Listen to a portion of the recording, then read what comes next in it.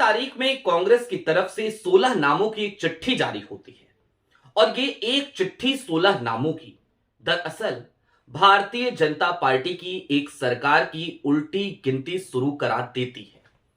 कौन सी चिट्ठी थी ये? और इससे भी बड़ा सवाल ये कि मोदी और शाह का वो कौन सा चहेता है जिसकी अब चहुतरफा घेराबंदी की जा चुकी है।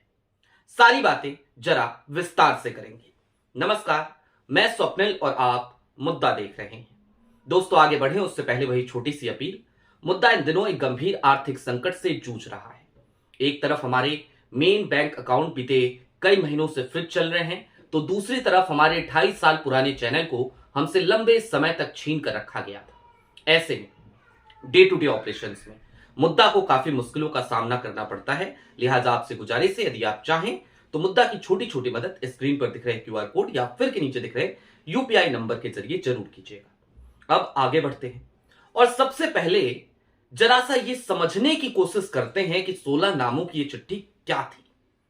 दोस्तों, 2026 के साल की शुरुआत जैसे ही हुई, ये साल कांग्रेस के लिए बहुत सारे ऐसे महाज खोल कर लेकर आया जिस महाज पर कांग्रेस आज की तारीख में सह और मात के खेल में सह चाहती है।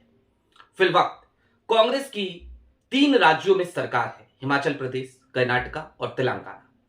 और कांग्रेस इन 3 राज्यों की फहरिस्त में फिलवक्त 2 राज्य और जोड़ना चाहती है और ये 2 राज्य 2026 में वो जोड़ भी सकती है। उसके पास एक सुनहरा मौका भी है। कौन से हैं वो 2 राज्य और वो चिट्ठी कौन सी थी? तो सबसे पहले आपके स्क्रीन पर वही चिट्ठी है। आपको एक चिट्ठी दिख रही होगी ऑल इंडिया कांग्रेस कमेटी की, और इस चिट्ठी में आपको 16 नाम दिख रहे होंगे। 16 नामों की एक फहरिस्त दिख रही होगी। दरअसल ये जो 16 नाम है ना, ये स्क्रीनिंग कमेटी है अलग अलग राज्यों की, केरल, असम, तमिलनाडु और पांडुचेरी और वेस्ट बंगाल। अब ये वो राज्य हैं जो इस साल के लिए चुनावी राज्य हैं। यहां पर इसी साल 2026 में चुनाव होने हैं। मसलन असम और केरल तो वो राज्य हैं जहां पर साल के शुरुआती दिनों में ही चुनाव है, यानी कि अप्रैल मई और मार्च अप्रैल। और कांग्रेस के लिए आज की तारीख में असम और केरल दोनों ही बेहद महत्वपूर्ण हो जाता है। केरल की बात हम किसी और वीडियो में फिर करेंगे। अभी बात फिलहाल असम की। असम में प्रियंका गांधी को स्क्रीनिंग कमेटी का चेयरमैन बनाया गया है। प्रियंका गांधी गांधी परिवार से आती हैं। असम के मुख्यमंत्री कौन है? जाहिर सी बात है, हिमंता बिस्वा शर्मा। कभी कांग्रेस में हुआ करते थे, भ्रष्टाचार के काफी आरोप भी थे उनके ऊपर, लेकिन कांग्रेस से जैसे ही वो भाजपा में जाते हैं, भारतीय जनता पार्टी उन्हें वॉशिंग मशीन में धुलकर एकदम साफ कर देती है, उनकी छवि एकदम चमका देती है। भाजपा में शामिल होते हैं, मुख्यमंत्री भी बनते हैं। आज की तारीख में मुख्यमंत्री हैं और गांधी परिवार से उनकी अदावत की कहानी, और खास तौर पर राहुल गांधी से उनकी अदावत की कहानी कोई नई तो है नहीं। ये वही हिमंता बिस्वा शर्मा है जो बार बार एक किस्सा याद करते हैं, बार बार राहुल गांधी पर अपना अपमान करवाने की बात करते हैं और कहते हैं कि हमें तो कुत्ते वाला बिस्किट दे दिया गया। अब जाहिर सी बात है, उन्हें हिमंता बिस्वा शर्मा के मुंह जाकर के राहुल गांधी लगे, ये तो ठीक नहीं लगता। कुल मिलाकर ये समझिए, थोड़ा सा विषयांतरित होते हैं, आपको अमेठी याद दिलाते हैं। स्मृति ईरानी अमेठी से चुनाव जीत गई, सांसद बनी। पहली बार चुनाव हारी थी, दूसरी बार चुनाव जीती थी। और पहली बार जब वो चुनाव हारी थी अमेठी से, और जीत का अंतर उन्होंने थोड़ा कम कर दिया था राहुल का। हालांकि उस वक्त कुमार विश्वास भी वहां से चुनाव लड़ रहे थे और अन्ना आंदोलन का भी एक माहौल था।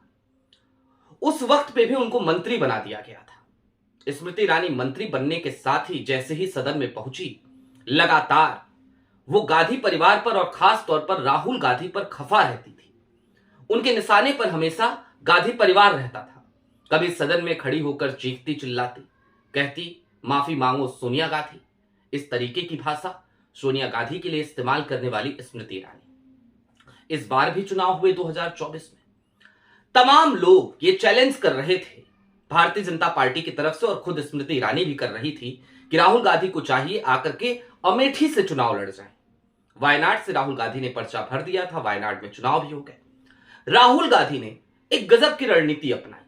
राहुल गांधी ने कहा कि स्मृति ईरानी तुक्के से जीत गई है, इस बार यदि स्मृति ईरानी को हराना है तो उसके लिए मुझे वहां जाने की क्या जरूरत, और वैसे भी हमारी एक परंपरागत सीट है रायबरेली, मेरी मां की सीट है, तो मैं रायबरेली को भला कैसे छोड़ सकता हूं।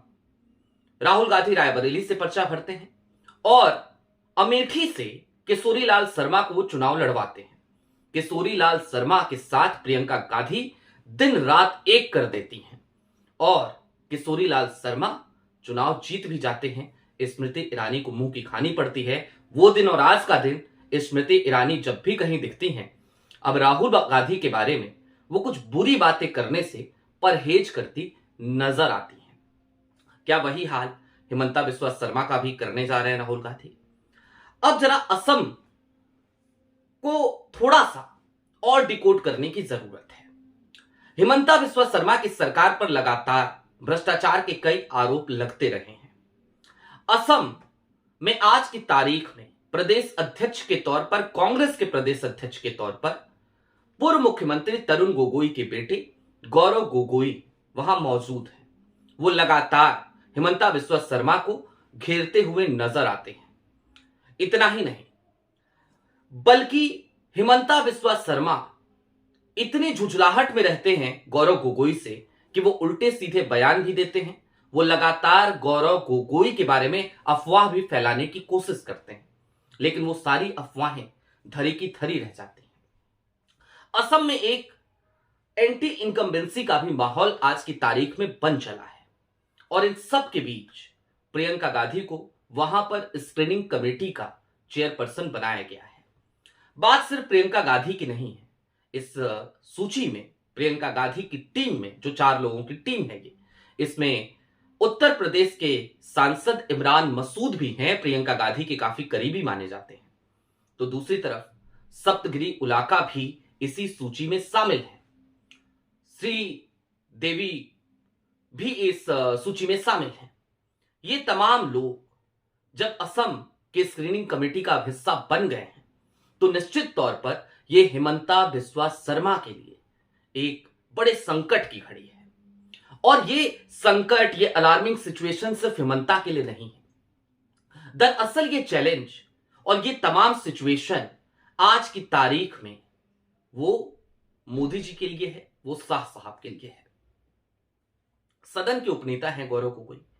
नॉर्थ ईस्ट में आज की तारीख में जो भारतीय जनता पार्टी अपने मजबूती के दावे लगातार करती है और वाकई में वहां पर वो मजबूत नजर भी आती है, यदि वो असम जैसा राज्य हार जाती है जो नॉर्थ ईस्ट का एक महत्वपूर्ण राज्य है, तो निश्चित तौर पर ऐसे में उसके नॉर्थ ईस्ट की मजबूती पर प्रश्न चिन्ह खड़ा हो जाएगा और एक एक करके कई किले ढहने की नौबत वहां पर आ जाएगी। भारतीय जनता पार्टी के तमाम किले वहां पर ढहाए जा सकेंगे।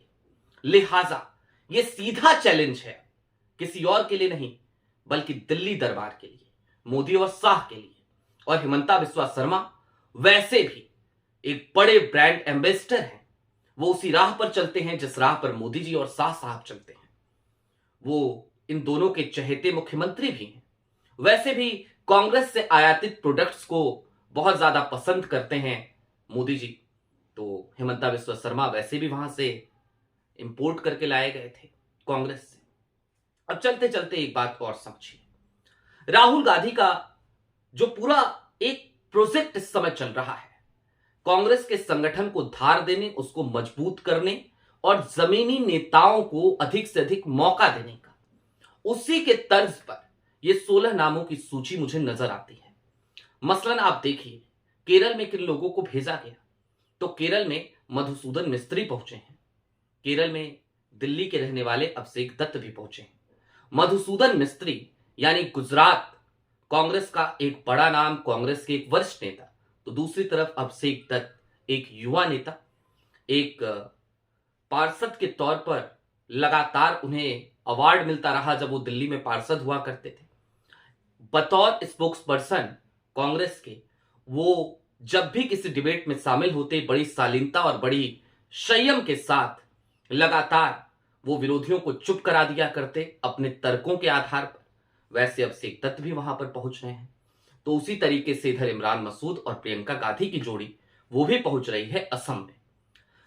केरल और असम का ये चुनाव कुल मिलाकर कांग्रेस के लिए बेहद महत्वपूर्ण हो जाता है, क्योंकि 3 राज्यों की सरकार जो अभी कांग्रेस की चल रही है वो यदि 5 में परिवर्तित हो जाए, यदि उसमें 2 राज्य और जुड़ जाए, तो 2026 के शुरुआत में ही कांग्रेस का एक बड़ा खाता खुल जाएगा और 2026 की शुरुआत में ही बिहार चुनाव के बाद या फिर कि हरियाणा में हार के बाद या फिर कि महाराष्ट्र में हार के बाद जो कांग्रेस हाशिए पर चली गई है, वो निश्चित तौर पर सिर्फ और सिर्फ भारतीय जनता पार्टी के सामने नहीं, बल्कि इंडिया गठबंधन के जो बाकी दल हैं उनके सामने भी एक मजबूत स्थिति में नजर आएगी और निश्चित तौर पर इसका एक अच्छा परिणाम कांग्रेस को मिलता हुआ नजर आएगा। आपकी क्या राय है हमें कमेंट बॉक्स में जरूर बताइएगा। अभी के लिए दीजिए इजाजत। चलते चलते फिर वही अपील, चैनल पे नए हो तो सब्सक्राइब करते हुए जाइएगा। सक्षम हो तो मुद्दा की छोटी छोटी मदद उस वक्त पे जरूर कीजिएगा जिस वक्त पे मुद्दा को आपकी जरूरत है। हम कारण आपको बता चुके हैं। एक तरफ मेन बैंक अकाउंट का फ्रिज चलना बीते काफी समय से, और दूसरी तरफ 2.5 साल पहले पुराने हमारे चैनल का हमसे छीन लिया जाना और लंबे समय तक उसे छीन कर रखना। ऐसे मेरे रेवेन्यू पे एक बुरा असर पड़ा था, लेकिन ठीक है, इस देश में बेबाकी की कीमत चुकानी पड़ती है। आज की तारीख में हम वो चुका रहे हैं। आपकी क्या राय है कमेंट बॉक्स में जरूर बताइएगा। चैनल पे नए हो सब्सक्राइब करते हुए जरूर जाइएगा।